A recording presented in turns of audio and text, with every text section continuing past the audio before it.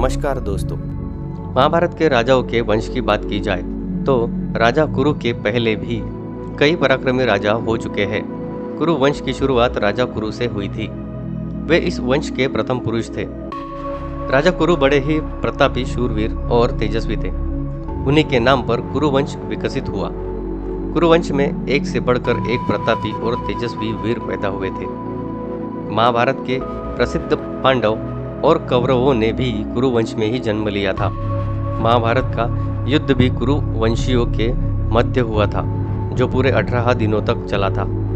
लेकिन प्रश्न यह है कि आखिर कुरु कौन थे और उनका जन्म किसके द्वारा और कैसे हुआ था। इस वीडियो में हम जानेंगे कि इस घटनाक्रम के पीछे क्या वजह थी। नमस्कार दोस्तों, आध्यात्मिक वायरल चैनल पर आपका स्वागत है। अगर आपने अभी तक हमारे चैनल को सब्सक्राइब नहीं किया है तो कृपया इसे ज़रूर सब्सक्राइब करें, और आप भी मेरी ही तरह श्री राम जी के भक्त हैं तो कमेंट में जय श्री राम जरूर लिखें। दोस्तों, अति प्राचीन काल में हस्तिनापुर में एक सवरन नाम के राजा थे। राजा सवरन सूर्य के समान तेजवान थे और अपनी प्रजा का बड़ा ही ध्यान रखने वाले थे। वे स्वयं कष्ट उठाकर भी अपनी प्रजा के कष्टों को दूर करने का पूरा प्रयत्न करते थे। सवरन सूर्य देव के अनन्य भक्त थे। वह प्रतिदिन बड़ी ही श्रद्धा के साथ सूर्य देव की उपासना किया करते थे। जब तक सूर्य देव की उपासना नहीं कर लेते तब तक जल का एक घूंट भी नहीं लेते थे। एक दिन सवरन एक पर्वत पर शिकार खेलने के लिए गए। भ्रमण करते समय उन्हें एक अति सुंदर युवती दिखाई पड़ी। सवरन ने आज तक ऐसी सुंदर युवती नहीं देखी थी। सवरन उस युवती पर आसक्त हो गए। उस युवती के पास जाकर उसकी ओर देखते हुए बोले, हे तनवंगी, तुम कौन हो? तुम्हें देखकर मेरा चित्त चंचल हो उठा है। क्या तुम मेरे साथ गंधर्व विवाह करोगी?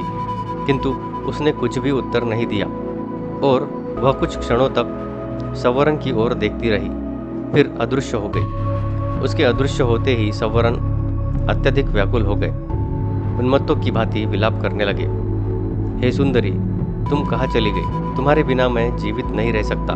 तुम प्रकट होकर मुझे बताओ कि तुम कौन हो और मैं तुम्हें किस प्रकार पा सकता हूँ। सवरन की व्याकुलता देखकर वह युवती पुनः प्रकट हुई और बोली, हे राजन, मैं स्वयं आप पर मुग्ध हूँ। मेरा नाम तप्ती है। मैं सूर्य देव की पुत्री हूँ। उसने बताया कि वो अपने पिता के आदेश के बिना कुछ नहीं कर सकती, और ये भी कहा, मुझसे विवाह करने के लिए आपको मेरे पिता सूर्यदेव को प्रसन्न करना होगा। मेरे पिता की आज्ञा के बिना मैं आपके साथ विवाह नहीं कर सकती। इसके बाद सवरन तप्ती को पाने के लिए सूर्यदेव की आराधना करने लगे। धीरे धीरे सालों बीत गए। सवरन तप करते रहे। अंत में सूर्यदेव ने सवरन की परीक्षा लेने का विचार किया। रात्रि का समय था। सवरन ध्यान की मुद्रा में विराजमान थे। तभी उनके कानों में किसी की आवाज आई, सवरन, तू यहाँ तप में लीन है। तेरी राजधानी अग्नि में जल रही है। यह सुनकर भी सवरन चुपचाप अपनी जगह पर बैठे रहे। उनके मन में रंच मात्र भी दुख पैदा नहीं हुआ। तभी दूसरी आवाज सुनाई दी, सवरन, तेरे कुटुंब के सभी लोग अग्नि में जलकर मर गए, किंतु फिर भी सवरन हिमालय के समान दृढ़ होकर अपने स्थान पर ही जमे रहे। उनके कानों में पुनः तीसरी आवाज सुनाई दी, हे सवरन, तेरी प्रजा अकाल की अग्नि में जलकर भस्म हो रही है। तेरे नाम को सुनकर लोग थू थू कर रहे हैं। इस पर भी सवरन दृढ़तापूर्वक तप में लगे रहे। उनकी दृढ़ता पर सूर्यदेव प्रसन्न हो उठे और बोले, हे सवरन, तुम्हें क्या चाहिए? सवरन सूर्यदेव को प्रणाम करते हुए बोले, हे देव, मुझे आपकी पुत्री तप्ती को छोड़कर और कुछ नहीं चाहिए। इसके बाद सूर्यदेव ने अपनी पुत्री तप्ती का सवरन के साथ विधिवत विवाह कर दिया।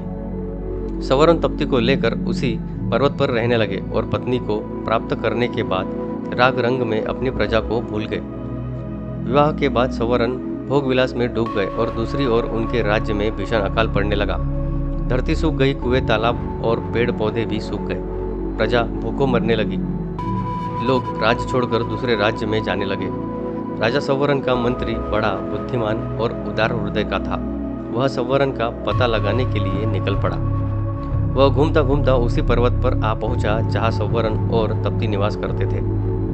बुद्धिमान मंत्री समझ गया कि उसका राजा स्त्री के सौंदर्य जाल में फंसा हुआ है। मंत्री ने बड़ी ही बुद्धिमानी के साथ काम किया।